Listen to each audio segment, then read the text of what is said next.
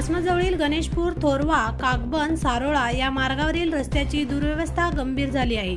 शासकीय स्त्री रुग्णालयाकडे जाणाऱ्या या रस्त्यावर खोल खड्ड्यांमुळे डॉक्टर, कर्मचारी आणि रुग्णांना मोठा त्रास सहन करावा लागत आहे।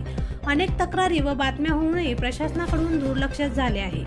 त्यामुळे थोरवा येथील शिक्षक प्रशांत लोखंडे यांनी निवेदन देत प्रशासनाला 18 सप्टेंबरपर्यंत खड्डे बुजवण्याची मुदत दिली आहे। अन्यथा 18 सप्टेंबर रोजी ते खड्ड्यात बसून पुस्तक वाचो आंदोलन करणार असल्याचा इशारा दिला आहे। या अनोख्या आंदोलनामुळे स्थानिकात प्रशासनाविरोधात संताप व्यक्त होत आहे। टीव्ही 24 मराठीसाठी राजू मगर, हिंगोली। नमस्कार, मी प्रशांत लोखंडे। आपण आता ज्या रस्त्यावर आहोत तो रस्ता जात आहे शासकीय रुग्णालयाकडे।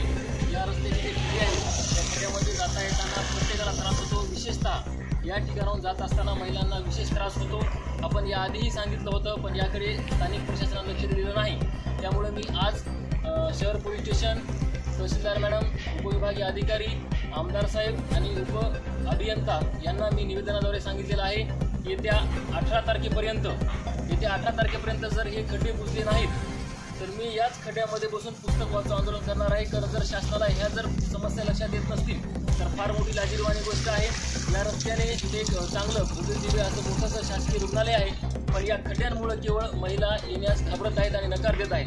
एवढं छान प्रशासन एक हॉस्पिटल असताना जर समजा या खड्ड्यांमुळे जर महिला त्या ठिकाणी येत नसतील तरी फार मोठी शोकांतिका आहे। त्यामुळे मी प्रशासनाला सांगू इच्छितो की आपण तातडीने येत्या 8 दिवसामध्ये हे खड्डे बुजावेत आणि हा रस्ता चांगल्या प्रकारे रुग्णांना जाण्यासाठी तयार करावा। मी विनंती करतो बाबा 18 तारखेला याच खड्ड्यामध्ये बसून पुस्तक वाचो आंदोलन करणार आहे, याची नोंद शासनाने घ्यावी।